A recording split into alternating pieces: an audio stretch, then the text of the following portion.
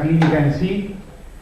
Como habíamos comenzado el año pasado en Mendoza a hacer introducción de otras variantes y de otras circunstancias para la clínica, el año pasado tuvimos a Luis Escola, que nos dio una charla, y este año hemos querido incorporar dos bloques de dos temas que hasta ahora no habíamos tocado nunca en el historial de nuestras clínicas.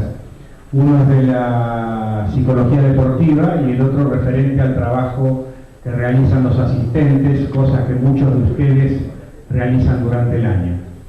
En el primer turno de la mañana vamos a comenzar con psicología deportiva, un rubro que está muy en boga últimamente, que ya ha sido utilizado por varios clubes de la Liga Nacional, lógicamente con suerte diversa, pero como hablábamos con el licenciado y con algunos entrenadores, esto hay que tener ya un convencimiento, el entrenador sobre todo tiene que estar convencido de que esto le sirve para poder ayudar entre todos a que el jugador pueda aceptar esta variante, esta introducción, cosa que no es fácil, sobre todo en la Argentina. Creemos que es un rubro muy importante, por eso hemos convocado a alguien que está muy ligado al básquetbol desde hace muchos años. El licenciado Germán Diorio ha trabajado en básquetbol desde varios ángulos, ha sido periodista deportivo, ha trabajado en publicaciones de mucha importancia en la República Argentina, ha trabajado en televisión y últimamente ha sido el psicólogo deportivo del Club Quilmes de Mar del Plata, ha trabajado en Vélez Sarsfield también en la última temporada, o sea que creemos que la experiencia que él les puede brindar va a ser de suma importancia para todos. Esperemos que esto les sirva, esperemos seguir dando variantes y circunstancias que les puedan servir a todos ustedes, y los dejo en la compañía del licenciado Germán Diorio. Gracias, Luis. Bueno, buenos días, ante todo. Agradecido a Luis y a la gente de CODITEP por esta oportunidad de poder contarles y compartir algunas de estas cosas que tienen que ver con estas nuevas circunstancias o estos nuevos aportes que pueden servirles, esperemos, a todos para enriquecer un poquito el bagaje de conocimientos o de herramientas con las que realizan su trabajo cada día.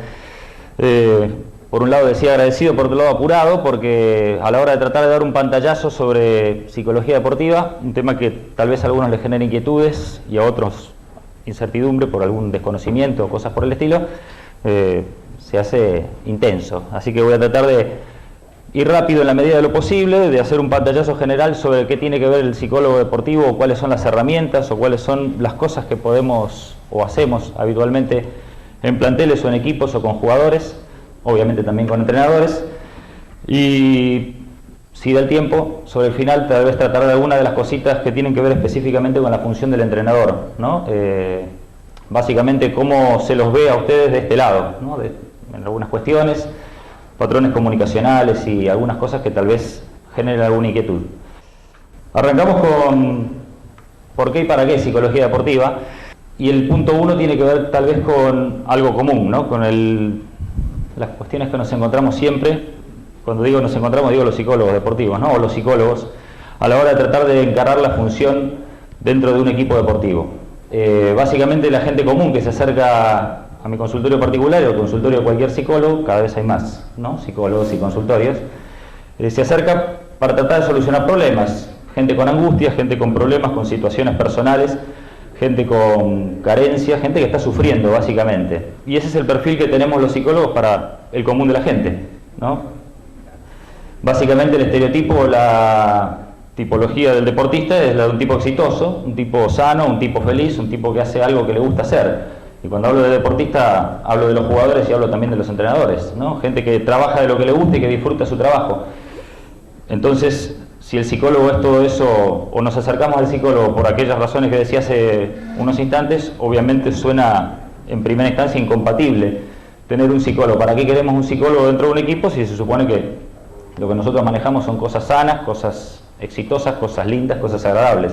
Pero bueno, Cuando trato de vender, entre comillas, o trato de hablar acerca de cuáles son las cosas que se pueden hacer dentro de un plantel, o dentro de un equipo, dentro de una institución relacionados con la psicología deportiva o con el aporte, con lo que me encuentro es básicamente con desconocimiento de cuáles son las herramientas o las cosas que se pueden aportar desde ese lado, ¿no? Y a eso vamos, mejor dicho. Dos cuestiones básicas. Una es tratar de optimizar la tarea, no solo del entrenador, sino también de los jugadores, obviamente. Y la otra, trabajar sobre algunos aspectos de prevención que voy a tratar de desarrollar. Bueno, un psicólogo, ¿para qué, no?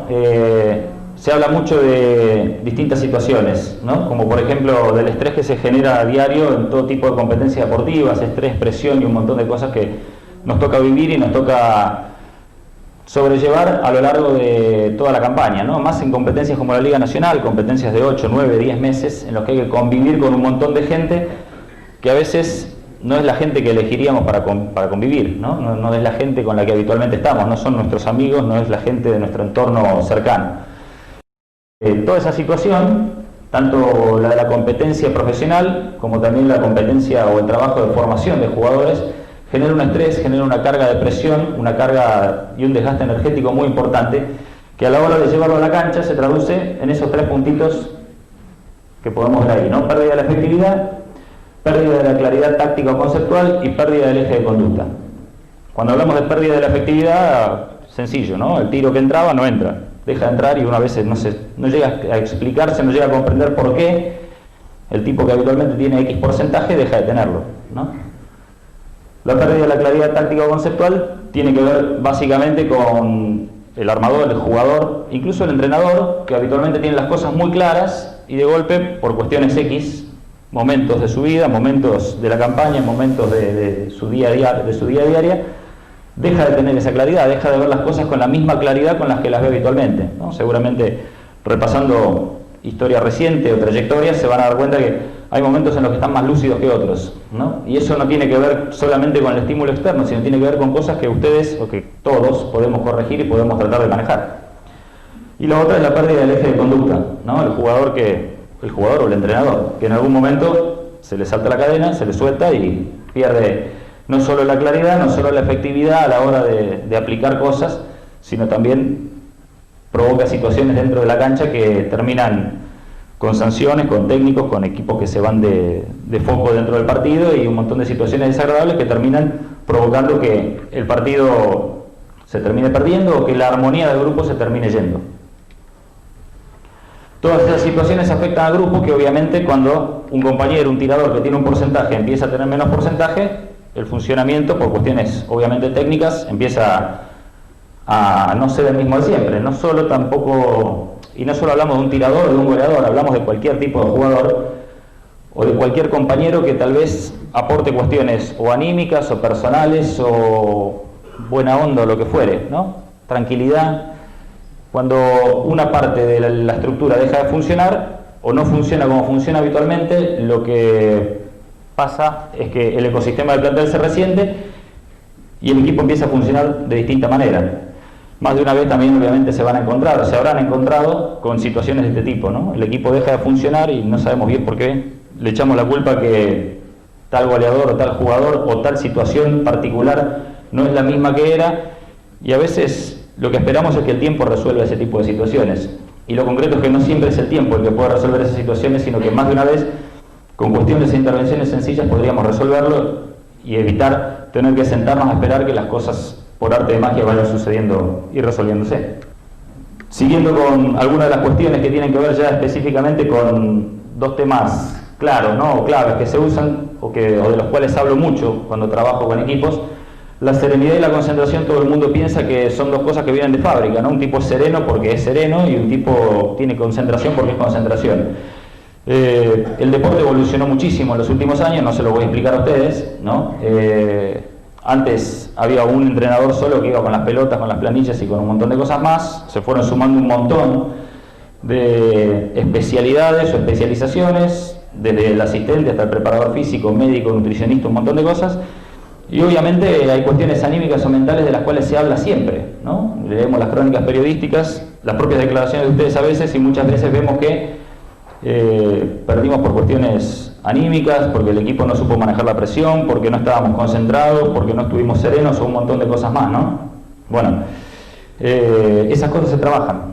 Así como los preparadores físicos trabajan diferenciado con diferentes jugadores para que uno tenga más carga, otro tenga menos, uno tenga más velocidad, otro tenga menos velocidad, y ustedes trabajan con los bases o con los aleros de una manera diferente a como trabajan con los internos, hay un montón de situaciones que también se pueden trabajar, no en el consultorio, sino dentro, porque suena feo, ¿no?, hablar de consultorio dentro de un equipo deportivo, pero hay un montón de situaciones que se pueden trabajar o potenciar.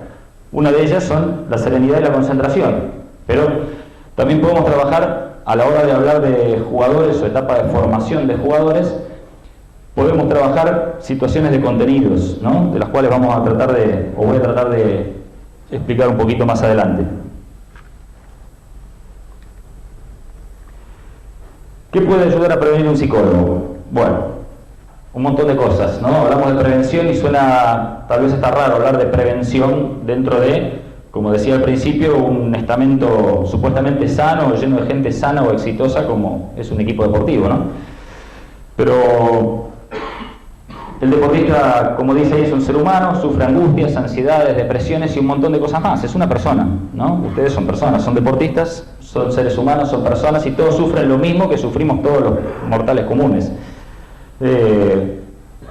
Todos nos deprimimos, todos tenemos ansiedades, mayores, menores, todos tenemos situaciones que nos afectan en la vida diaria, y esas situaciones que nos afectan en la vida diaria nos afectan a la hora de dormir, de comer, de tener relaciones con la gente, de relacionarnos, nos provocan situaciones de angustia, y ese tipo de cosas terminan llevándose al terreno físico, ¿no? Como dice ahí, hay gente que no duerme, que sufre, muy común el deportista o el entrenador, que no duerme la noche anterior al partido, la noche posterior al partido. Somatizamos cosas, tenemos trastornos digestivos, tenemos problemas de, qué sé yo, digestivos, de ansiedad, o gente que tiene trastornos que no le permite digerir antes o después de los partidos, o que no puedo comer o que no puedo tomar tal o cual cosa. Eso lleva a trastornos de irritación, de irritabilidad, trastornos de concentración y un montón de cosas más. Eso en definitiva es dar ventaja. Así como nos cuidamos, tratamos de dormir la siesta, de comer pasta o de comer tal o cual cosa y de tener las horas de descanso, todas estas situaciones de la vida cotidiana que a veces dejamos pasar por alto por desconocimiento o porque pensamos que son así, ¿no? La gente que llega al consultorio, no solo deportistas, dice yo soy así, y el yo soy así es una de las grandes mentiras que tenemos, ¿no? La vida ha evolucionado mucho y hay un montón de cosas que se pueden cambiar. No somos los mismos que hace 2 meses y no somos los mismos que vamos a hacer dentro de 2 meses. Entonces, como cambiamos, hay un montón de cosas que se pueden corregir. Y este tipo de cosas habitualmente no se trabajan. No se trabajan, no se cuidan y no se previenen, y lo que tenemos es, tal vez, por desconocimiento, un deportista que no digiere, que no descansa, que no está bien, que tiene problemas y que nadie se ocupa. Entonces ese tipo está dando ventaja. En algún momento de una temporada larga de 10 meses, ese jugador va a defeccionar. Y en el momento que defecciona, nadie sabe por qué. Y como no sabemos por qué, estamos dando ventaja. A veces viene el corte o a veces nos lo tenemos que aguantar así. Y a veces es más sencillo prevenir o corregir esas cosas de lo que parece. Bueno, esto es alguna de las cosas de las que hablaba recién, ¿no? Un jugador angustiado, ansioso, deprimido, tiene la cabeza en otro lado, el nivel de concentración baja, se pone irritable y un montón de cosas más que hacen que el tipo no rinda como tiene que rendir. O al menos como queremos que rinda o como necesitamos que rinda, porque se supone, descuento, que todos ustedes cuando contratan a un jugador lo hacen pensando en lo que ese jugador viene de dar y en lo que uno cree que va a dar, ¿no? Y en ese cree que va a dar hay un montón de herramientas o cosas con las que uno puede ayudar a contenerlo, a potenciar a un jugador para que ese jugador, ese grupo, yo mismo como entrenador o cuerpo técnico, pueda rendir como tengo que rendir. Por eso hablaba de prevenir, ¿no? Porque a la hora de hablar de la prevención hay que tener en cuenta que todas estas cosas que habitualmente no tenemos en cuenta o las tenemos en cuenta un poquito de costado, son cosas que pasan y que provocan merma constante en el rendimiento del jugador, ¿no? Y a veces prestándole un poquito de atención, no demasiado porque no es mucha ciencia, ¿no? Hay que prestar un poquito de atención nada más a este tipo de cosas, logramos tener un plantel cohesionado, un plantel armónico, jugadores que están equilibrados y que están rindiendo y que más allá de los avatares lógicos de cualquier ser humano, de los altibajos que tenemos todos, ese jugador tenemos más chance de que vaya a rendir bien o que vaya a mantener un rendimiento regular y que no nos vaya a provocar un desbarajuste en la estructura del grupo. Bueno, acá entramos en tema específico de lo que tiene que ver con la función del psicólogo deportivo, ¿no? ¿Para qué buscamos un psicólogo? Como decía al principio, relacionamos al psicólogo con situaciones problemáticas, y así como lo relacionamos con situaciones de angustia o situaciones problemáticas, vamos al psicólogo o recurrimos al psicólogo generalmente cuando el equipo está para atrás, ¿no? O cuando necesitamos solucionar una crisis importante, cuando hay cosas que se nos fueron de cuadro, ¿no? Y estoy hablando en la generalidad, ¿no? Y lo cierto es que cuando el equipo está para atrás y llegamos a pensar que el equipo está para atrás y necesita un psicólogo, no hay psicólogo que pueda salvar a nadie, ¿no? Porque yo siempre que me presento, aquellos que me conocen lo saben, digo yo soy psicólogo, no mago, no puedo solucionar cosas que no tiro de 3 puntos, no bajo rebote, no hago cosas extrañas, no gano partidos, no hago hechicería, o sea, aporto desde mi costado profesional. Cuando el equipo está para atrás, generalmente el líder está para atrás, el líder máximo del grupo es el entrenador, y si el entrenador no funciona, lo más probable es que el psicólogo tampoco lo pueda hacer funcionar. Entonces, generalmente en esta situación es tarde. Decía, acudimos a situaciones de crisis cuando el grupo está mal, cuando el grupo no funciona, o acudimos para prevenir, ¿no? Cuando digo acudimos, digo en términos generales, para mí lo ideal sería acudir o trabajar con un psicólogo para prevenir, pero está claro que las estructuras presupuestarias, las estructuras de la liga, las estructuras de preconcepto social que hay sobre la tarea del psicólogo, hace que dudemos, y a veces con justa razón, ¿no? Lo decía Luis hace un ratito, hay experiencias buenas, yo por suerte tuve la suerte, valga la redundancia, de tener algunas experiencias buenas, pero también conozco de muchas experiencias malas. A veces me toca llegar y que me digan, tuvimos uno, trabajamos con uno, y bueno, hay psicólogos buenos y hay psicólogos malos, hay entrenadores buenos y entrenadores malos, jugadores buenos y jugadores malos, o no malos, tal vez que no pasaron por su mejor momento, no lograron el feeling que necesitaban para poder relacionarse. No quiere decir que uno funciona bien y siempre va a funcionar bien, como ningún entrenador va a todos los equipos y a todos los equipos los saca campeón, ¿no? Pero sí, previniendo un montón de cosas de las que venía hablando hace un ratito, podemos lograr potenciar funcionamientos, potenciar cosas que permitan que el grupo funcione como desearíamos al menos. Algunos de los puntos sobre los cuales, a la hora de la venta o la explicación de los servicios del psicólogo, se puede trabajar, ¿no? O al menos algunos de los puntos sobre los que yo trabajo personalmente. Y cuando personalizo es porque ustedes mismos sabrán que no hay demasiadas experiencias de psicólogos ligados al deporte metidos dentro de planteles profesionales o dentro de planteles. Hay, pero pocas. Entonces también es más fácil, por un patrón estadístico, ver que, en tal equipo hubo uno que no funcionó, entonces rápidamente focalizamos sobre lo negativo, y tal vez pasaron un montón que hicieron cosas buenas o que aportaron cosas y que nadie se enteró. Pero bueno, cuando hablaba del desconocimiento, hablaba básicamente de que lo que me encuentro muchas veces con los entrenadores, ¿y qué puedes hacer? ¿No? Ayer hablábamos con los disertantes, o el resto de los disertantes, los entrenadores con los que estábamos participando de la clínica, y decían que, lógico, a veces no se sabe bien qué aporta. Lo que yo comentaba era que para mí es clave tener una buena relación con el entrenador, o sea, que sea el entrenador el que desee y el que crea que necesita el aporte del psicólogo, porque sin el aporte, sin la anuencia y sin el convencimiento del líder número 1 del equipo, que es el entrenador, estamos fritos, no hay posibilidad de aportar nada. Pero bueno, me ha tocado también llegar a un equipo donde un dirigente quería insertar al psicólogo y, yo daba por sentado que el entrenador también lo quería. Cuando me senté con el entrenador no tenía ni idea de qué se trataba la cosa, y tuve que darle una charla introductoria. Cuando el tipo estuvo convencido, empezamos a trabajar. Si el entrenador no está convencido, no sirve de nada. Al menos para mí, ¿no? 4 puntos sobre lo que se puede trabajar o sobre lo que se puede estandarizar de alguna manera el trabajo del psicólogo. 1, colaborar en el proceso de formación del grupo, ¿no? Estamos hablando dentro del equipo.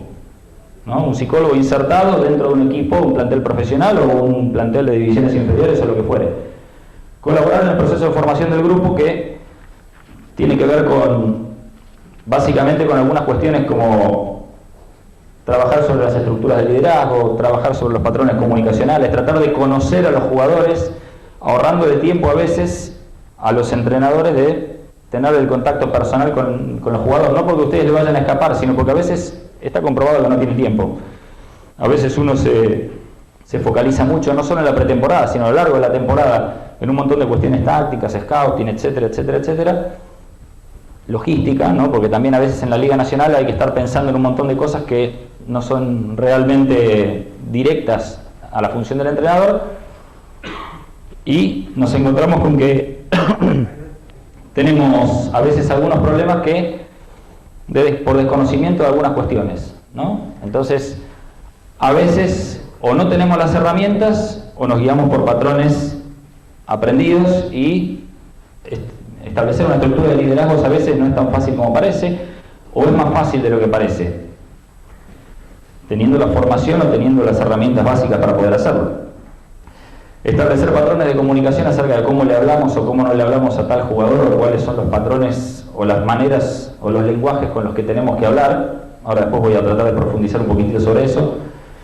Y un tema básico que tiene que ver con la selección de personal, que es algo que a mí, bueno, he trabajado muchos años en empresas y tengo claro el concepto de selección de personal, ¿no? A veces me asombra ver que muchos entrenadores, que son el gerente general en la empresa, que es el equipo, a veces tienen muchas dudas a la hora de contratar o de jugar o de traer a tal jugador. Muchas veces escucho o charlo con algunos entrenadores que dicen: uy, traigo a este y este aporta X cantidad de puntos. O sea, lo traen por lo que dice la planilla. A veces tomamos referencias, pero no siempre se toman todos los recaudos que tienen que ser. O a veces, uy, me traje este jugador y este es problemático, me genera este problema. Y a veces se falla mucho en la selección de personal. No es que se falla mucho, sino a veces se compran a veces un regalo que no siempre va a ser lo que uno realmente piensa que puede llegar a dar. Y eso tiene que ver con que a veces se falla en eso, ¿no? En un punto que es clave. O sea, viene el jugador que lo trae o el agente o lo trae el dirigente o quien sea, y el que tiene que tomar la decisión, así como decía hace un ratito, que es clave que para que el psicólogo trabaje, el entrenador esté convencido. Veo muchas veces que el entrenador lleva jugadores a veces incluso problemáticos sin estar del todo convencido de que lo va a poder manejar o que lo va a poder insertar o que lo va a poder llevar dentro del grupo. Y muchas veces, bueno, ustedes lo saben, no se lo voy a decir, yo tengo muchos años de cubrir y ver, a muchos de ustedes los he visto en la cancha desde mi función periodística, y ustedes saben que a veces una mala selección de un jugador termina costándoles el puesto en la quinta fecha, ¿no? Y a veces falla en la selección de personal, que es el momento en el que ustedes tienen la posibilidad y el poder absoluto de decir: a este no lo quiero, a este no lo traigo, o me siento cara a cara y tengo 2 o 3 entrevistas profundas con el tipo para ver si realmente lo voy a convencer. A veces bastan 2 entrevistas, 2 charlas con un tipo para darse cuenta si realmente va a comprar mi proyecto. Si no lo compra, por más que aporte 25 puntos, baje 10 rebotes, capaz que no me sirve porque me va a pudrir todo el cajón de manzanas que tengo del otro lado, ¿no? Y a veces la selección de personal es clave y la dejamos por alto, ¿no? Miramos la planilla, sabemos todo lo que son las planillas de la liga, 10 puntos, 14 rebotes y generalmente, ¿no?, son otra cosa, y compramos por los 10 puntos, 14 rebotes. Y esa falla en la selección de personal a veces termina costándoles el puesto.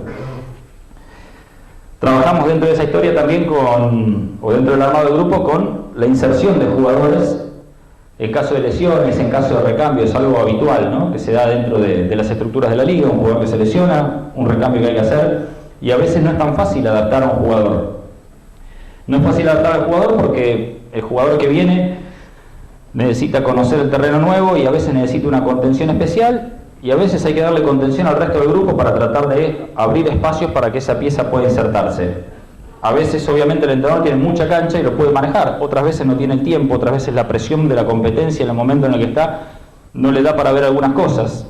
Evidentemente no es que no le da a veces porque no lo sepa, sino porque el entrenador es un ser humano limitado como somos todos y a veces no da el tiempo, la capacidad o la situación para ello. Colaborar en el proceso de formación del grupo, trabajar en la motivación y bueno, la motivación es un tema que da para un seminario, ¿no? Muchas de estas cosas que estoy tocando a veces las trabajo en talleres que duran 8 o 10 horas, pero estoy tratando de ir rápido para tirar un pantallazo general de algunas cosas. En lo que tiene que ver con la motivación, muchas veces tocamos de oído. Y ahí pasa por principios personales de cada uno, ¿no? Yo, para motivar, quiero conocer a quién tengo que motivar. Y muchas veces vemos que motivamos con el video que vimos de tal. Si les pido que levanten la mano quién no vio el video de Pacino y quién no lo usó, seguramente lo habrán usado, lo habrán visto, ¿no? El de Pacino en el vestuario de fútbol americano y demás. Hay millones de versiones, millones de videos y millones de esas cosas. Yo las uso, sí, también las uso, pero adaptándolas, porque a veces vienen con un lenguaje, no sé, vienen en gallego, o vienen y cuanto el lenguaje más preciso es, más se adapta a la idiosincrasia del jugador o a la idiosincrasia del grupo, más chance tenemos de pegarle, más chance tenemos que el mensaje llegue a destino. Entonces la motivación a veces la trabajamos de video o por cosas que aprendimos y no es lo ideal. Cuando hablamos de destrabar o anticipar conflictos, hay entrenadores, y hablo de entrenadores porque bueno, ustedes son entrenadores y estoy hablando de entrenadores, ¿no? Pero hay entrenadores que tienen la capacidad, el olfato de anticipar un conflicto. El tema es que a veces la vorágine en el día a día los lleva a tener una visión limitada, la visión personal de cuál es el conflicto que tengo acá, y yo creo que se va a producir un conflicto acá entre este y aquel o en tal situación, o que nos va a ir pasando tal cosa. Y a veces desde acá las cosas se ven de una manera y desde acá las cosas se ven de otra, ¿no? Tener una visión más relajada, que es lo que puede aportar un psicólogo en este caso, de conflictos y de situaciones humanas, permite ver que va a pasar tal cosa o que puede pasar tal cosa, y entonces ahí el que toma la decisión es el líder, el entrenador, obviamente en conjunto o no, con el cuerpo técnico, de sí, dejemos que pase o no dejemos que pase, manejémoslo, anticipémoslo, solucionemos la crisis, veamos cómo pilotear esa situación grupal o esa situación individual que en algún momento nos va a provocar una crisis.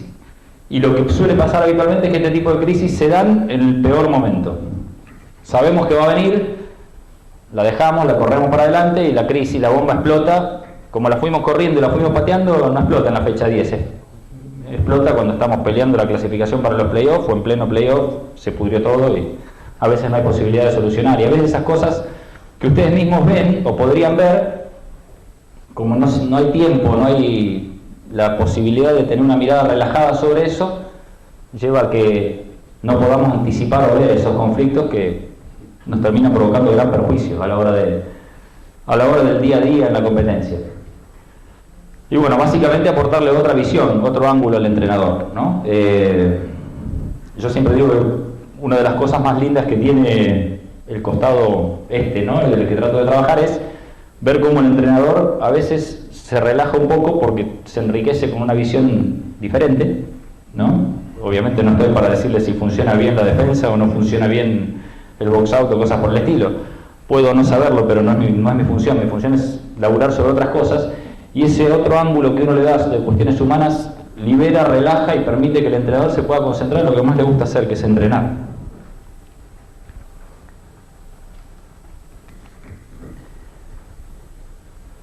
Repasando, lo anterior tiene que ver con el psicólogo integrado al cuerpo técnico, ¿no? Básicamente. Son las cosas que uno puede aportar laburando dentro de un equipo, metido dentro del equipo, del cuerpo médico o del cuerpo técnico. Yo prefiero laburar dentro del cuerpo técnico, por una cuestión de cercanía y de un montón de cosas más, ¿no? A veces el cuerpo médico dentro de algunas instituciones está más relegado, está más al costado, y no por una cuestión de protagonismo, sino por una cuestión de cercanía para poder tener un mejor contacto con el jugador.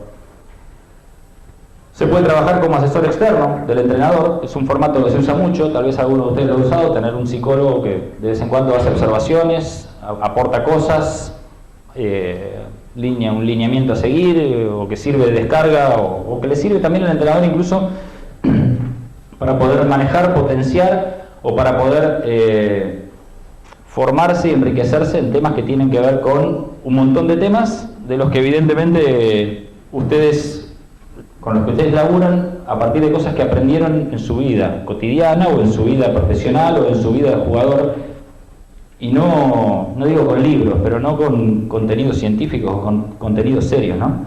Fuertes, sólidos. Otro de los formatos que uso mucho es el de las clínicas diagnósticas, que tiene que ver con un proceso de 2 o 3 días, en el cual lo uso habitualmente en 2 situaciones: una etapa de pretemporada para fortalecer y hacer un diagnóstico, un testeo de cómo está el grupo y de algunos lineamientos y cosas, o a veces en momentos en los que el grupo necesita, a mediados de temporada, algún ajuste, algún shock motivacional o alguna cosa más. Es una técnica que se elabora habitualmente, como decía, en 2 o 3 días, trabajando en base a tomas de test, reuniones grupales, reuniones individuales con los jugadores, obviamente trabajar con el cuerpo técnico, observaciones y demás, y que termina en una elaboración de un informe y una proyección. Desde el punto de vista técnico específico para los jugadores es, nos dan un poco de pelota, algo novedoso, obviamente a los que les gusta, a los que no hay que tratar de meterlos un poquito en el tema, pero básicamente provoca un shock y al entrenador lo que le aporta es un diagnóstico profundo de las estructuras del grupo, que a veces con un par de tonterías y un par de observaciones, más lo que aporta el entrenador, alcanza y sobra para hacer un perfil serio, un perfil profundo que a ustedes les sirve como para tener herramientas para otros momentos. Y la otra son los grupos de formación, que tienen que ver con específicamente esto, ¿no? En la escuela de entrenadores, recién mismo lo decía Luis, en la escuela de entrenadores o en cualquier escuela o profesorado lo forman en técnica, táctica, etcétera, etcétera, etcétera. Y de cuestiones humanas o de manejo de grupo, y esto lo digo con la mayor humildad posible, ¿no? De todas las cuestiones que tienen que ver con grupos, cuestiones humanas, todo lo que, o la mayoría de las cosas que ustedes saben, las aprendieron de un entrenador anterior, o de entrenadores anteriores, o de compañeros anteriores. No hay una formación, como decía antes, sólida, científica, ¿no? Y hay un montón de cosas que tienen que ver con patrones comunicacionales o con un montón de cuestiones a las que nos llega el día a día que se pasan por alto y que terminan provocándonos momentos a veces desagradables. El duro oficio de ser coach. Obviamente que estoy para contener, para asesorar, para dar mi punto de vista y para un montón de cosas más, pero es como cuando muchas veces me pasa laburando en planteles, jugadores que es algo muy común, que tal vez a ustedes ni les llega a veces, ¿no? Que el jugador a veces no quiere hablar con el entrenador y hay cosas comunes y sencillas que les tiene que decir y no se las plantea. Cuando hay un psicólogo, el tipo viene, o cuando hay un preparador físico o un asistente, van y le calientan la oreja al otro. Bueno, no sé qué hace el asistente o el preparador físico. Lo que yo hago con el jugador es decirle, bueno, bárbaro, fantástico, te descargaste. El entrenador de alguna manera se va a enterar, pero se lo tenés que decir vos. O sea, yo lo preparo para que lo pueda asumir y decírselo. Bueno, el duro oficio de ser coach. Algunas cuestiones, algunas particularidades que tienen que ver de cómo los vemos a ustedes de este lado, ¿no? Obviamente, insisto, con el mayor de los respetos, ¿no? Y humildad, es una cuestión de, lo hablamos la otra vez en la clínica de la CODITEP y demás, es una especie de juego que tiene que ver con una visión personal de alguna de las cosas que ustedes hacen o no hacen, ¿no?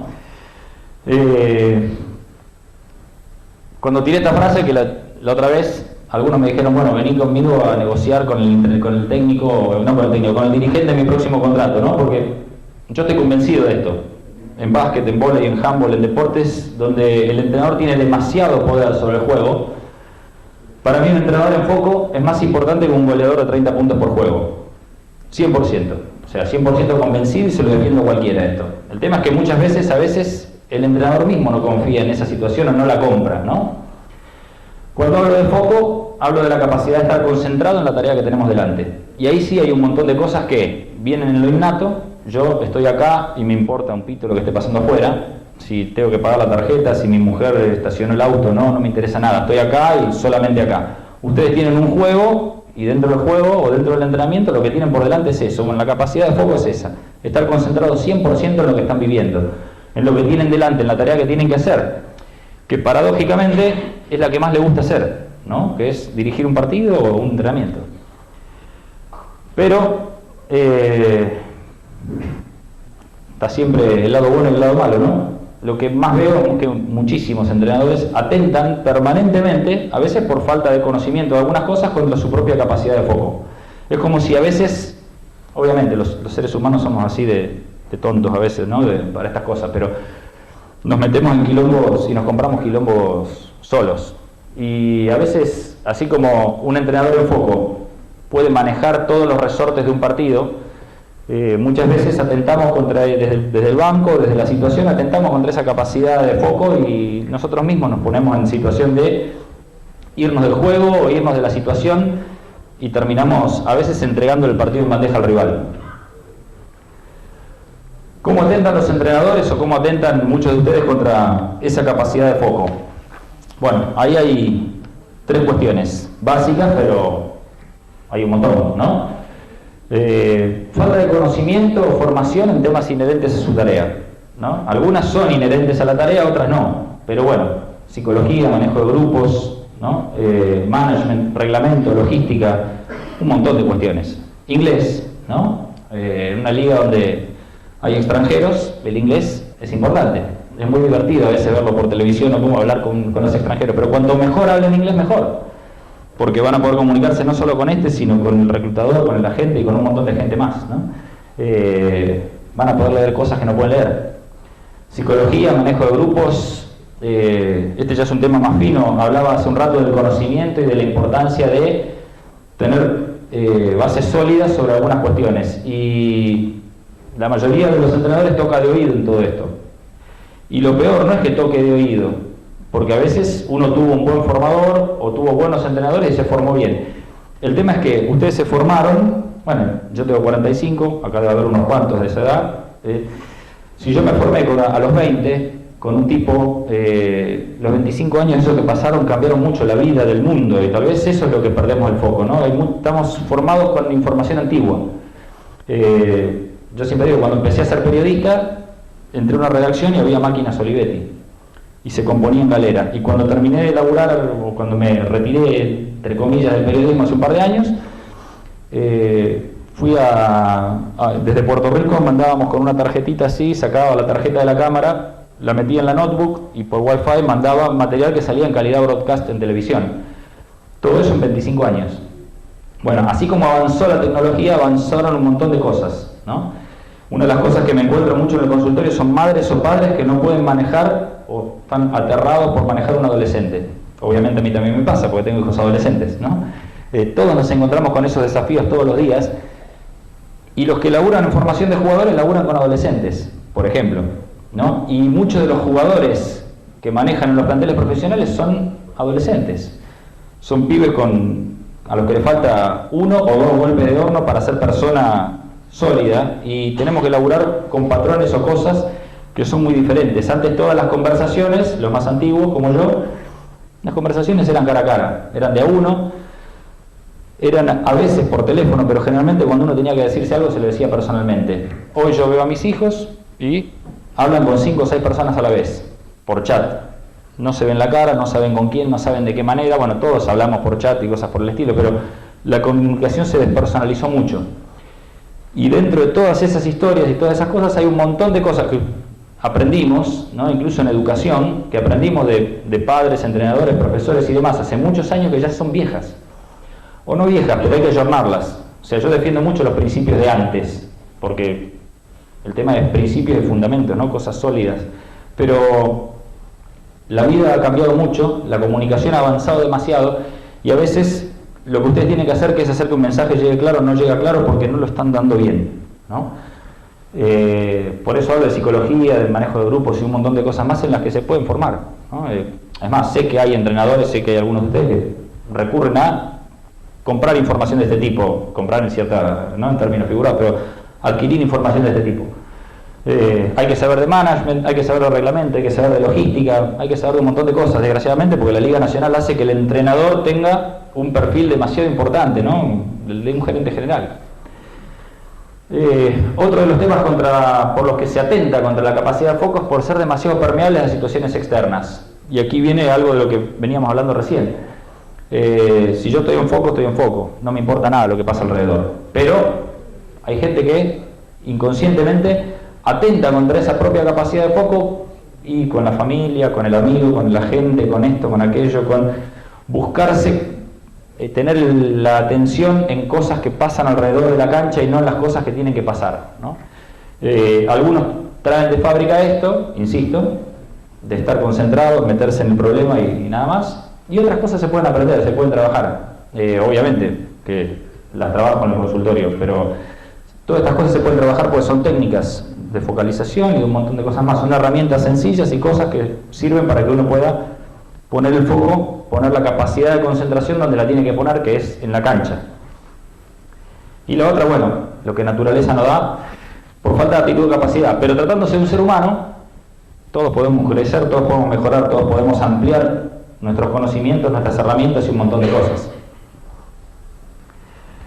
Los problemas por categorías, ¿no? Los problemas anteriores en 4 categorías sencillas que tienen algunas cuestiones que podemos profundizar así rápidamente de cosas de todos los días, ¿no?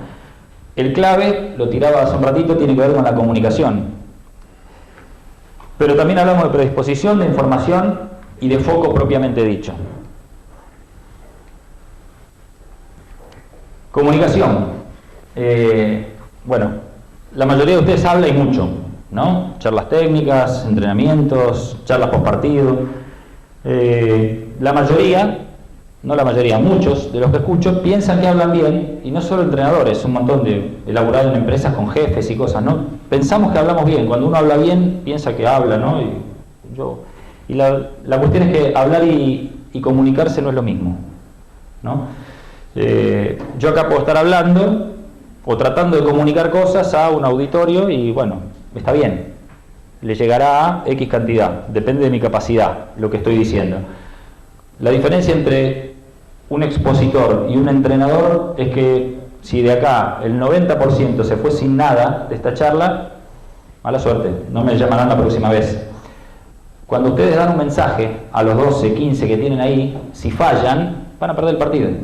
Y si pierden 4 partidos, ya saben lo que pasa. Entonces, por eso hay que ponerle mucho más esmero a aprender a comunicar. Y cuando hablo de comunicar y hablar, digo que muchos piensan que comunicarse y hablar, o sea que yo me comunico bien, hablo, doy charlas técnicas, me prestan atención. Te prestan atención porque sos el entrenador. Y hasta ahí, ¿no? O hablo lindo, o manejo muchos términos, o términos técnicos, o hablo en inglés, o hablo... Hablar y comunicarse son 2 historias totalmente distintas. Y hay que aprender a comunicarse, ¿no? Comunicarse no es hablar bien ni con un lenguaje técnico florido, sino lograr que el mensaje llegue a buen puerto. Y para eso hay que tener mucha atención en cómo se dicen las cosas, ¿no? Yo lo planteo y lo trabajo mucho, a veces con los grupos de jugadores, cuando el entrenador no tiene una forma buena de comunicarse. Es la guerra del qué versus el cómo. ¿Qué digo versus cómo lo digo, ¿no? A veces el entrenador dice cosas bárbaras, fantásticas, tiene todas las soluciones, pero las dice mal. Y cuando las dice mal, hay muchos jugadores que no compran, que no les entra. No les entra porque a todos nos pasa lo mismo, ¿no? O sea, todos somos distintos y todos venimos de fábrica con patrones comunicacionales que venimos trayendo de casa, del colegio, de profesores y un montón de cosas más. Y si vos decís las cosas mal, el ejemplo típico es el entrenador que grita, o el entrenador que insulta, o el entrenador que tiene un tono, ¿no? Yo grito. Aquel que de la casa de chico venía y el entrenador le gritaba, el papá le gritaba y el pibe aprendió como mecanismo de defensa a bloquear y no escuchar. Cuando vos le estás gritando una indicación no te está escuchando. El tipo bloqueó y no escuchó.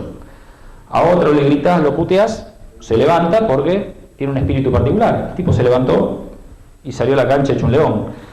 Y otro no, otro cada vez que le gritan se deprime y se mete abajo del banco. Y si vos de 5 a los que estás dando una indicación en un tiempo muerto, por desconocimiento de cómo tirar bien el mensaje, pifiaste, te salen 2 con ganas de comerse a los rivales, 2 que no quieren jugar más y 1 que no te escuchó nada. Y decís, ¿y qué pasó? ¿Quién falla? El emisor, nunca el receptor. En definitiva, es parte del laburo de ustedes, aprender a comunicarse bien, y muchos a veces no, por cómo avanzan las cosas, o porque hay un montón de cosas que hacer, o hay un montón de tareas inherentes que se les agregan y que se les suman, a veces sin querer descuidan este punto. Y cuando uno no se comunica bien, el mensaje no llega, y entonces, así como en un tiempo muerto el jugador sale y no entendió nada, vos le dijiste, cuidame la puerta de atrás, y el primer gol que le hacen en la puerta de atrás, y vos decís, ¿qué pasó?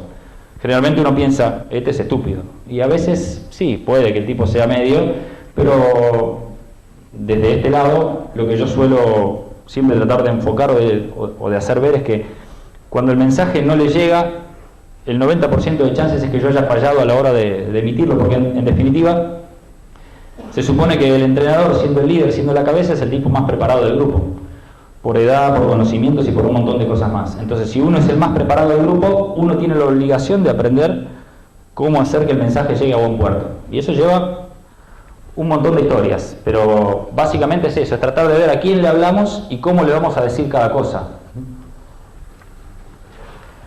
Algunos ejemplos de comunicación no efectiva, algunos ya los fui tirando hace un ratito. El primero tiene que ver con las charlas interminables, y esto tiene que ver con un concepto que todos en la secundaria mínimamente, o en la universidad, o en el profesorado alguna vez lo escucharon.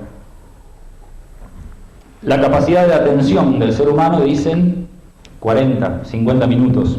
Cada vez es menos, ¿no? Por el exceso de información, pero supongamos, estandaricemos en 40 minutos. Muchas veces veo entrenadores que terminan un entrenamiento o terminan un partido, y cuando terminan ese partido o ese entrenamiento se quedaron molestos, enojados porque el jugador o porque el grupo no respondió de tal manera, y se viene el sermón. Y a veces esa charla, por más que tenga concepto, por más que esté bien dirigida, bien preparada, por más que tengan razón, que generalmente la suelen tener, no sirve para nada. ¿Por qué? Porque el jugador, en un entrenamiento intenso en el que trabajaron sistemas y un montón de cosas más, hizo un desgaste intelectual muy grande. Todos piensan que no, pero es un desgaste intelectual muy grande a veces para el jugador seguir las cuestiones tácticas que ustedes tienen. Entonces, cuando el jugador hace el desgaste intelectual, terminó el entrenamiento y se cansó, no le dio más. Y si vos te paraste y le hablaste 40 minutos o 20 minutos al tipo, el tipo está pensando que se quiere elongar, que se quiere ir a bañar y que se quiere ir. No está para escuchar. Entonces perdiste 20 minutos. La mayoría de las veces pasa que el entrenador utiliza esa charla como descarga personal. Si ustedes tienen claro que lo usan como descarga personal, fantástico. O como reto para el tipo, fantástico. Si ustedes piensan que están llegando, la mayoría de las veces no llegan. Y me ha pasado, trabajando con entrenadores, ponerme en el grupo, en costado, en la tribuna, donde fuera, y a observar, y yo les veo las caras. Mientras ustedes hablan con los jugadores y piensan lo que están diciendo, yo estoy mirando las caras de todos. El 90% no entendió nada. Y a veces charlando con los jugadores, el 90% no entendió nada. Entonces viene al otro entrenamiento o al otro partido pensando que los comprendieron y no los comprendieron nada. O sea, ¿qué pasó? Volvió a fallar el mensaje que tiraron a la basura. A veces lo bueno, como dice el refrán, si breve es 2 veces bueno. Pero bueno, a veces uno, en su necesidad de descargarse o de querer explicar, suelta un bagaje de cosas que termina perdiéndose en el aire. A alguno le llega. Pero si estamos apostando a que el mensaje esté bien, las charlas largas, las charlas interminables, después de un entrenamiento, y a veces incluso después de un partido también, porque después de un partido, así como un desgaste intelectual grande en un entrenamiento en el que trabajamos 3 sistemas distintos, en un partido hay un desgaste afectivo muy importante, sobre todo cuando se pierde. El tipo está caliente, está bloqueado, la cabeza no le funciona, no está para entender nada. Un mensaje corto entra y capaz que queda grabado, un mensaje largo se perdió en el camino. Manejo de los tonos tiene que ver con lo que venía diciendo hace un ratito también, ¿no?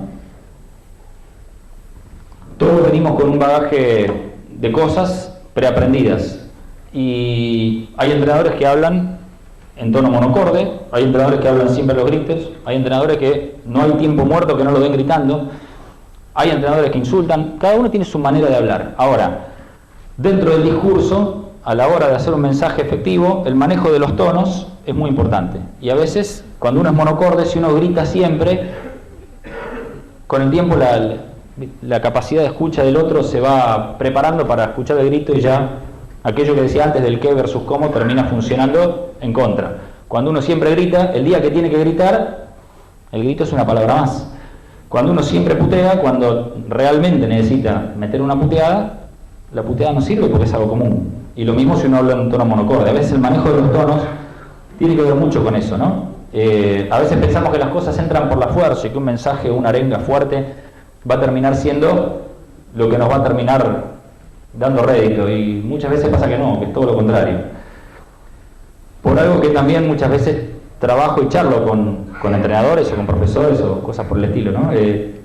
Para que el mensaje sea efectivo uno tiene que saber a quién le está dando el mensaje. No es lo mismo motivar a un equipo o darle un mensaje de un equipo que a otro, y no es lo mismo una persona que otra. Y ese laburo de scouting que ustedes hacen para saber si el base la pica con la izquierda, la pica con la derecha, la pasa para acá, o si tiene buena puerta de atrás, o el tiro atrás de la cortina, a veces es mucho más importante, o al menos desde mi punto de vista, ¿no? Es mucho más importante hacer un scouting personal de quién es, cómo recibe, de qué manera, porque cuando yo en una situación de presión extrema, en un playoff o en un partido caliente o faltando segundos para terminar un cuarto de un partido, si yo sé cómo darle el mensaje a cada uno, cuando tenga que dar el mensaje no voy a fallar. De la otra manera, hay un porcentaje muy alto de posibilidades de que ese mensaje se vaya, ¿no? Y estoy seguro, ¿no? Si hacemos ronda de mate y charla, seguro que todos tienen anécdotas en las que han tratado de dar un mensaje muy importante que quedó en cualquier lado. Bueno, ahí con un poquito de autocrítica o con una observación externa se puede tratar de ver qué es lo que está fallando desde ese punto de vista. Hablo del manejo de los tonos, bueno, personalizar el mensaje tiene que ver con eso, ¿no? No es lo mismo apuntarle el mensaje, o si uno tira una arenga fuerte a una persona que se deprime cuando lo putean, que hay otro que necesita que lo puteen para que se levante y salga con toda la energía o con todas las ganas a jugar el partido. Direccionar el mensaje es una cuestión que a mí me suena muy divertida, ¿no? Tengo pendiente hacer el video, pero el manejo a veces de la descarga del entrenador a la hora de dar algunas indicaciones, a veces es muy particular, tiene que ver también con lo de las prácticas, con lo que decía antes de las charlas interminables, ¿no? El ejemplo típico es cuando en el partido un jugador X, el base, el escolta, el pivot, se mandó una cagada allá, de aquel lado del aro, de aquel lado de la cancha, el entrenador se enoja, se da vuelta y empieza a putear contra el banco, ¿no? Y empieza a darle las indicaciones. Si la macana se la mandó el base, al base que está debajo, que está acá. A veces, muy pocas veces, es efectivo. Muy pocas veces. Generalmente se trata de una descarga. Ustedes se frustran ante lo que está saliendo mal y lo descargan para este lado. Pero a veces esa descarga es nada más que una descarga. ¿Por qué? El que se mandó la macana ya no se enteró. El que está acá dice, ¿qué me está diciendo este? Si yo no tengo nada que ver. Y a veces no te está escuchando, entonces por ende va a salir y es probable que vuelva a hacer lo mismo que hizo el anterior. Y uno capaz que se descargó y lo que hizo fue generar mal clima dentro del banco, ¿no? Entonces, a veces hay que saber a quién direccionar el mensaje o ver si la macana se la mandó este, tengo que ir por este, no por este o no por aquel o no por cosas por el estilo. Y otra que hablo siempre con muchos de los entrenadores es el exceso de información. Y tiene que ver con que no es que me alarma, pero sí es un tema recurrente que hablo con muchos, y aquellos que han laburado conmigo lo saben, que tiene que ver con el exceso, con la sobreestimación que tienen ustedes sobre la capacidad intelectual del jugador. Ustedes a veces tiran 5 o 6 sistemas y un montón de cosas y piensan que el jugador los está siguiendo, y el jugador no los sigue. El jugador no los sigue. En términos futbolísticos, un equipo de fútbol, el 4 ve el partido como 4. Le importa un pito lo que hace el enganche o lo que hace el win izquierdo. A veces le cuesta mucho entenderlo. Y uno trata de que el jugador comprenda la globalidad y que comprenda 10 sistemas y un montón de cosas. Y a veces, en el momento de presión particular del jugador, el jugador se bloquea, la información le termina llenando la cabeza y la cabeza no le funciona. En términos vulgares y gráficos, ¿no? La cabeza funciona lento y uno tira sistemas y los tipos no les entra. No estoy diciendo que no tienen sistemas, todo lo contrario, pero lo que digo es que a veces hay que escautear cómo está el jugador, escanear cómo están los jugadores para ver si están para recibir todo eso, y muchas veces hay que darse cuenta que son gente más chica y distinta y preparada de otra manera, o sea, no tiene el nivel de concepción intelectual que tienen ustedes sobre el juego, nunca, salvo rarísimas excepciones. Entonces, el exceso de información satura y el exceso de información bloquea, entonces uno tira 4 sistemas defensivos y el equipo no funciona. Y a veces hay que descomprimir menos sistemas o menos cosas para que el equipo se vaya descomprimiendo de acuerdo al momento. Entiendo que es frustrante a veces decir, trabajo tantos sistemas y la cosa no anda, pero a veces es cuestión de escautear y de ver cómo está el equipo, cómo está el grupo, para ver cómo podemos encuadrar las cosas de manera tal que el mensaje, como decía antes, sea efectivo y llegue a buen puerto, porque en definitiva se trata de eso. En definitiva, digo, les pagan para eso, ¿no? Para que el equipo funcione. Y a veces ese funcionamiento está en detalles que no tienen que ver con si jugamos, no sé, flex, o jugamos pelota adentro, o jugamos, no sé, o defendemos rojo o presión. no tiene que ver estrictamente con eso. Los mensajes deben bajar claros y para ello tenemos que saber qué queremos, a dónde vamos y a quién se lo decimos, ¿no? Porque a quién se lo decimos es cómo se lo decimos y todo eso que venía diciendo hace un ratito. Dentro de esos 4 puntos, uno es la predisposición, y es otra de las cosas que tiene que ver en parte con el foco y en parte con otras cosas, ¿no? Defender a muerte la situación laboral. En definitiva, lo que más les gusta a ustedes es trabajar. O sea, trabajan de lo que les gusta, hacen lo que les gusta y disfrutan lo que les gusta. Pero muchas veces esa permeabilidad que decía hace un rato hace que lleguen al entrenamiento imbuidos de un montón de cosas que los afectan, y a veces aprender a saber o a trabajar mecanismos personales que les permitan deslindar ese tipo de cosas y poder enfocarse les permite disfrutar y trabajar bien. Bueno, no les voy a decir a ustedes, ¿no? Pero millones de veces se ven entrenamientos que salen mal. ¿Por qué? Porque o un jugador provocó una catarata de situaciones, o uno mismo vino mal predispuesto de casa o de algún lado, o se peleó con el dirigente porque el viaje, porque tal cosa, por el sueldo, por 1000 cosas. Vienen enculados, como cualquier ser humano, la práctica sale mal. Entonces, sufrieron la práctica y se van a la casa mal, y perdieron tiempo, el mensaje no llegó y un montón de cosas más, ¿no? En definitiva, ustedes les pagan por gerenciar, y gerenciar tiene que ver con tratar de predisponer bien o hacer funcionar bien las piezas del equipo que tienen, ¿no? Y un jugador mal predispuesto no disfruta las cosas, y si no disfruta, va a costar hacer llegar el mensaje, ¿no? Las cosas, al menos desde mi humilde punto de vista, entran mucho mejor por las buenas que por las malas. Volviendo al ejemplo anterior, así como a veces uno abusa de tratar mal o de gritar o de cosas por el estilo, de dar indicaciones a los gritos, si ustedes se ponen para adentro, en su época de jugador tampoco les gustaba que los gritaran o que los putearan o cosas por el estilo. No digo que no hay que hacerlo, porque todos lo hacemos, pero sí a veces cuidar la cantidad o la manera de decir las cosas, porque a nadie le gusta que le puteen, a nadie le gusta que le griten, que lo insulten y cosas por el estilo. Y eso a veces opera como bloqueante de situaciones, entonces la información no entra. Y otro ejemplo típico que tiene que ver con la predisposición es esto, que es una frase que encierra unas cuestiones nada extrañas, ¿no? Concentrate en la solución del problema y no en el malestar que provoca el problema. Esto es una cuestión muy humana, la tenemos todos, no los entrenadores, no los jugadores, todos, ¿no? Hay un problema, lo que genera el problema es bronca, y la bronca nubla. Y a veces he visto tiempo muerto, donde el entrenador pide tiempo muerto, necesitan 60 segundos arreglar un quilombo táctico importante, o de predisposición o de lo que fuera, y se consumió 50 segundos puteando y enojando y quejándose por lo que pasó. Cero mensaje. O sea, el tipo que hizo, se descargó, se sacó la bronca, pero el mensaje no llegó. Los jugadores a veces no entienden nada, porque uno piensa, no, los puteé y van a entender. No, así como ustedes están bloqueados, el jugador también está bloqueado. Y el jugador a veces necesita que le digan 1 más 1, 2. Basta, con eso le entra. Cuando uno está, y esto también se aprende con técnicas y cosas, ¿no? Obviamente que hay técnicas de trabajo psicológico con las que uno puede enriquecerse para poder laburar estas cosas, que permitan laburar el foco de manera, laburar en foco, en situación de foco durante los partidos. Cuando uno se deja llevar por la bronca, que nos pasa a todos, ¿no? En la calle, con el auto, en cualquier lugar, uno se deja llevar por la bronca y piensa con menos claridad. Y cuando uno piensa con menos claridad, un deporte tan táctico, tan estratégico, ¿no?, como el básquet, empieza a perder un montón de cosas. Y desde la posición del entrenador se pierden 2 cosas. Primero, el dominio táctico del partido, el dominio estratégico sobre el entrenador rival.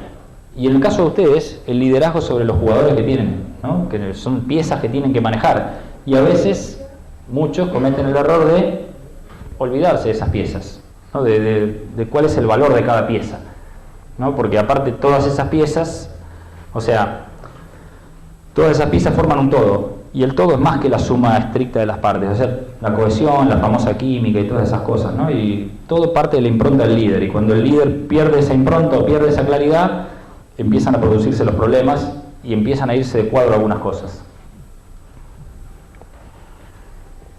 Hablaba de comunicación, predisposición e información, y bueno, también fui tocando algunas de las cuestiones a lo largo de la charla, sobre todo al principio, ¿no? Información de cuestiones personales, información de si este pibe estudia, si no estudia, si le pasa, si no le pasa, si está separado, si no está separado, si los padres. Hay un montón de cuestiones.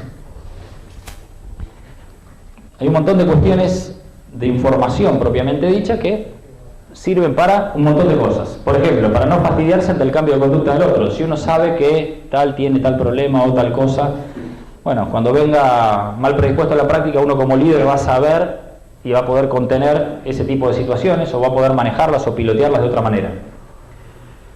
Información para saber cómo acercarse, por aquello que decía hace un rato. Hay un tipo que lo puteas y sale hecho un león, y hay un tipo que lo puteas y se deprime. Bueno, no puteemos al que se deprime y puteemos al otro. Busquemos la manera de... Pero para eso hay que saber cómo acercarse y hay que tener esa información, y esa información a veces hay que recabarla. Ustedes a veces arrancan la temporada o la pretemporada y laburan mucho físico, técnico y un montón de cosas más, táctico, y a veces de las cuestiones humanas, bueno, van pasando, y esos resortes humanos, anímicos dentro del grupo terminan jugando un montón de cosas. No en vano la mayoría de los equipos exitosos terminan estando, o tienen un gran líder o tienen un gran grupo, a veces las dos cosas, ¿no? Y la información sirve para encontrar la manera de ayudar, ¿no? Volviendo a lo anterior, porque todo es cíclico, ¿no? En psicología no es una ciencia exacta y todo está relacionado con todo. La información es clave para prevenir. Teniendo información de que pueden pasar estas cosas o que tal jugador tiene tal cosa, yo puedo provocar algunas cosas o prevenir algunas cosas que van a provocarse o sucederse en el devenir de una temporada larga como la que a ustedes les toca vivir. Yendo al foco, así cerramos, una frase que escucho siempre, no sé si la puse por ahí, pero muchos de ustedes cuando arengan o cuando retan a los jugadores, les dicen que en un partido de 1 punto, 2 puntos de diferencia, cualquier pelota, cualquier error cometido a lo largo del juego termina provocando que se pierda el partido. O sea, no la última pelota solamente, y es correcto. Ahora bien, eso es lo que busca, que el jugador esté concentrado 100%. Y a veces pasa que uno termina buscando las razones de una derrota en los últimos minutos, en las últimas decisiones. Uy, si acá le hubiera hecho esta defensa, si acá hubiera sacado a esto, hubiera puesto tal, hubiera hecho tal cosa. Y muchas veces el error tal vez de ese punto, esos 2 puntos o ese triple que terminó provocando la derrota, está en el primer cuarto. Uno no estaba tan metido en el primer cuarto o en el segundo cuarto o en el cierre de tal situación, y esa situación te llevó y provocó que el partido se te fuera de las manos. Tal vez pasó desapercibido, fue un error mínimo, ¿no? Y a veces el entrenador es quien no llega 100% en foco al partido. A veces por tonterías. Por ejemplo, no están en las mejores condiciones físicas para el juego. Me ha tocado ver entrenadores que, con justa razón, y obviamente mandan al jugador a dormir la siesta, a dieta, etcétera, etcétera, y a veces el entrenador está colgado en otra y no duerme la siesta. Y no es que tengan que dormir la siesta, porque no pasa por ahí, sino pasa por el cuidado personal. A veces ustedes mismos subestiman el desgaste enorme intelectual y físico que hacen durante el partido, ¿no? Y ese desgaste, la energía es la misma para todos, para correr, para pensar, para todo. La energía la gastamos, es un solo tanque de nafta y de ahí se saca todo. Y si ustedes están mal dormidos, descansados, angustiados o un montón de cosas más, o mal comidos, lo mismo que hablaba para el jugador anterior, corre para ustedes. Sobre todo porque el jugador está pensando situaciones que ustedes le dicen, por ende ustedes, aunque no lo crean, están gastando un montón de energía, mucha más energía que el jugador, ¿no? Más allá de algunos que corren, van, vienen, pero más allá de eso, no pasa por el desgaste físico, pasa por el desgaste mental que tiene toda esta historia, mental y anímico, que termina desgastándolos, y a veces no cuidarse, y parece una estupidez esto, ¿no? Pero es así, muchas veces pasa, ¿no? O trasnochar, o me quedé hasta tarde pensando con tal cosa y no dormí. No separarse del entorno próximo o personal a la hora del partido, el entrenador que la mujer, que el amigo, que el hermano, que la novia, que lo que sea, ¿no? A todos nos pasa, pero bueno, es parte de defender tu propia situación laboral, defender estar 10 puntos a la hora de tener que trabajar. Si te jode tu mujer, bueno, que no venga, o lo que sea, manejarla, a veces no es tan fácil, ¿no? Pero hay situaciones que hay que tratar de manejar, y a veces no le ponemos el foco, y son tonterías, bueno, sí, son boludeces, pero es así, y esas boludeces, esa suma de tonterías, es lo que termina provocando que nos vayamos del partido. Bueno, no tener debidamente planteada la estrategia no tiene que ver con cuestiones basquetbolísticas estrictas, sino a veces con no plantear o no prever algunas situaciones, subestimar situaciones y bueno, sí, esto lo vamos a dejar y va a salir y después lo que sorprende, lo que termina sorprendiendo, no solo provoca sorpresa, sino provoca una sensación en el cuerpo de incertidumbre, eso termina nublando, bloqueando la cabeza, es lo de siempre, vuelve a funcionar más lenta, no le prestamos atención y a veces haber planeado o previsto algunas situaciones, no imponderables, pero sí situaciones tácticas de juego o cosas por el estilo, nos permite llegar al partido en mejores situaciones. En definitiva, muchas veces se pierden partidos que se podrían haber ganado si hubiéramos tomado una decisión correcta. Y a veces para tomar una decisión correcta hay que estar en buenas condiciones.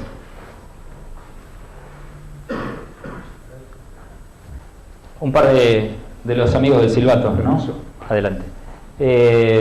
Una de las fugas de foco más comunes que hay o que veo, ¿no?, en los entrenadores de básquet tiene que ver con el árbitro. El árbitro a veces se pone en una cuestión inconsciente, ¿no? Le pasamos la culpa, el equipo no juega bien y le pasamos la culpa al árbitro. El árbitro es el que está fallando, el árbitro es el que me está perjudicando, un montón de cosas más. A veces no desde el punto de vista de la justicia, de mala leche o lo que fuere, sino lo que hacemos a nivel inconsciente es desplazar toda la culpa hacia el árbitro. Y al poner el foco en el árbitro, lo que estamos haciendo es dejar de ver qué es lo que nos está pasando en el equipo. Le pasa mucho más a los jugadores, pero también a veces veo un montón de entrenadores muy preocupados por lo que pasa con el árbitro. Y el principal enemigo cuando el equipo no juega bien no es el árbitro. El principal enemigo es el equipo o yo mismo, que no estoy haciendo las cosas bien para que las cosas funcionen. Pelearse con el árbitro saca de foco, ¿no? Lo hemos discutido con un montón de entrenadores. No, yo me hago cobrar un técnico para condicionarlo, para... Y sí, algunos lo hacen bien, pocos. Y algunos de los que lo hacen bien a veces lo hacen mal y terminan perdiendo el partido por esa situación. Me hago cobrar un técnico implica toda una teatralización. Esa teatralización a veces el banco no la entendió, no la compró, o los jugadores de la cancha no, y uno se puso como loco, el árbitro te cobró, la tribuna te puteó, el jugador se enojó, saltaron todos, y lo que ir a una avivada, voy a manejar a este tipo para que me cobre un técnico después, terminó siendo que te cobró el técnico y que vos te fuiste de foco. Después lo que te cobra a favor no importa. Ya te fuiste de foco vos, se fue de foco el jugador, se fueron de foco todos, la tribuna se calentó más de lo que se tenía que calentar, y a veces pensamos que lo podemos manejar y la teatralización sale bien, pero acá adentro quedó bronca, y cuando queda bronca acá adentro estás nublado, y cuando estás nublado no pensás.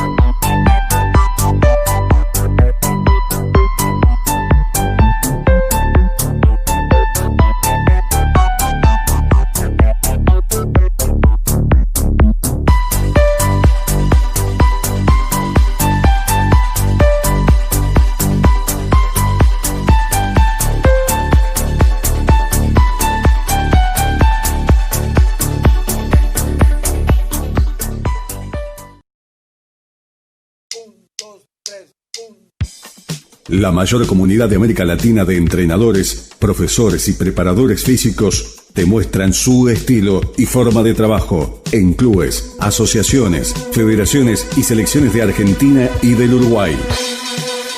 Los logros deportivos alcanzados por este grupo van desde torneos argentinos, Liga C, Liga B, TNA, Liga Nacional de Básquetbol, campeonatos sudamericanos, panamericanos, Juegos Olímpicos y mundiales en todas las categorías.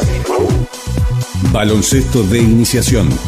Profesor Ricardo Bojanich, Díaz Vélez, Néstor Bogado, Raúl Bianco. Material para jugadores: Eduardo Pinto, Hernán Amaya, Ezequiel Valet, Enrique Tolcachier, licenciado Diego Lischi, 12 Testugia, Daniel Z. Rodríguez, Guso. DVDs, preparación física baloncesto. Profesor Víctor Bernay, profesor Bernardo Lardone, Néstor Lucas. Licenciado Mario Mauche. Profesor Ezequiel Lavallén. Guillermo Jaidejar. Próximos lanzamientos: Aníbal Bustos, Gustavo Medina, Leandro Lardone.